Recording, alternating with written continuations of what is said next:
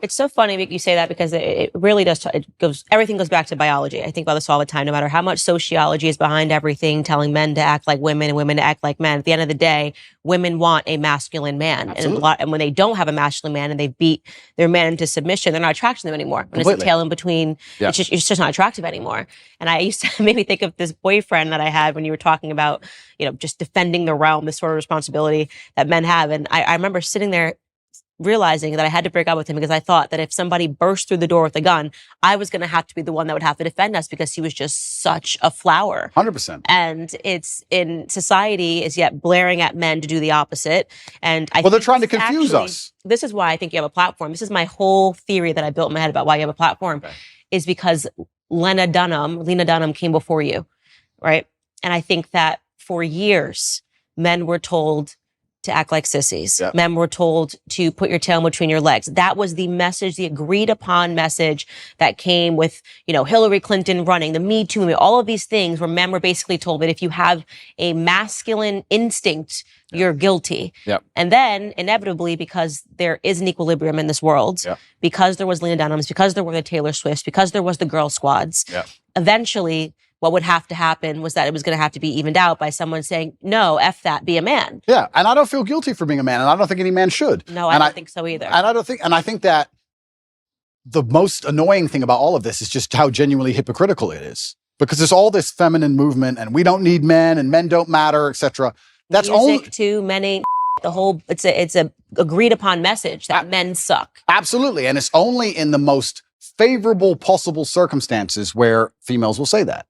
And that's what's so disingenuous about it, because as soon as things actually begin to get hard, the closer we get to the realities of life, the closer we get to the unfortunate circumstances of the world, and they exist in many places, the faster you'll see people look for traditional masculinity to protect them. So it's not even like it's a genuine belief. That's what's so upsetting about it, is that it's just, I don't know if these people are delusional or if they're deliberately hypocritical. I'm not sure which one it is. I think they're brainwashed. I think it's a two-pronged approach. I think it's the cultural messaging, and also in the education system, they're actively learning that this feminism is what you need to aspire towards. Like when you get out of school, women, you should want to compete with men in climbing the corporate ladder. I actually think there's a mass brainwash that's taking place. Oh, completely. They want to neuter men. And the way you do that is you empower women to a point where they're now the dominant power, especially in the Western world. I believe we live in a matriarchy.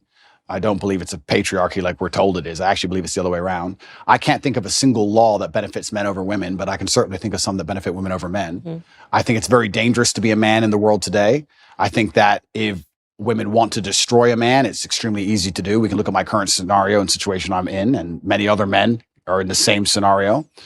I can't think of many examples of a man falsely accusing a woman of something and her losing her entire life, where I can certainly think of ones the other way around. So, yeah, they want to turn men into eunuchs because their intention is to make us all slaves. And I say that, and it rolls off my tongue, and people just hear it and they don't actually think about what I'm saying. Their intention is to turn men into eunuchs because they want to make us all slaves. I want you to actually understand exactly what I'm saying to you, because at the bottom line of revolution has always been young military-age males, and they don't want them to have enough balls or enough forward thinking or even enough care for anything outside of themselves to do something about it. Another thing people don't understand is that a lot of these attacks and a lot of things they're trying to do with the culture, especially, they're trying to inject such innate selfishness inside of people that they don't really care about anything that happens outside of themselves. Because then it's very difficult to give a shit about your community. It's very difficult to have any kind of genuine care about your town or your country or an issue. No, they just want you to be self-absorbed, semi-depressed, because depressed people don't fight that hard, watching porn, living inside of your own mind, convinced that somehow you're oppressed for some reason, on the internet typing tweets. That's what they want you to do. And they're going to try and keep you there. And genuine masculinity, yeah, to a degree it's protective, and to a degree also it has parameters. You can't be a man who doesn't say no. You can't be a man who doesn't have standards for himself and for people around him. I'm got labeled as ultra misogynistic because I believe that a man should have standards in his relationship. I believe a man should avoid dishonest people, male and female. You should avoid, if you're a dishonest person, if you lie, if you're going to deceive me, it doesn't matter if you're a man or a woman. I don't want to have anything to do with you.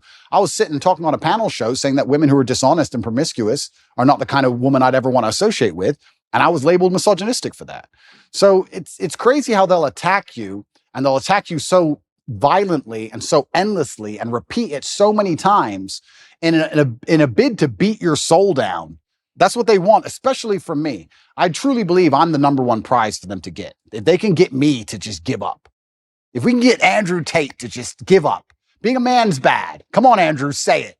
And it's like, it's dangerous, one thing, but it's actually genuinely also sad. When I analyze the situation in the world we're in today, part of me feels sad that we've ended up in this place where the people who are in charge are so evil and their plans are so heinous and the consequences so dire that they know they can only implement them if they genuinely remove the warrior spirit from every man on the planet. Yeah. It's kind of sad. And the warrior spirit is really important. And it's something that I speak about a lot, that men need to go be men. Even in the capacity of my marriage, my husband needs his guy time. I need my girl time. Yep. The masculine and feminine, it's very important. The fact that my husband hunts and shoots and does these things, that's very attractive to me. Yep. To know that if the grocery store is faded away, that he could go catch dinner. Absolutely. You know what I mean? That he knows how to skin an animal. Absolutely. And they poison that. Look at the hunters. Look at the way they view hunters. They look at people in the South. Yep. This is why they know how to ranch. They know how to farm. They know how to survive on their own, which is why they start to poison that mentality.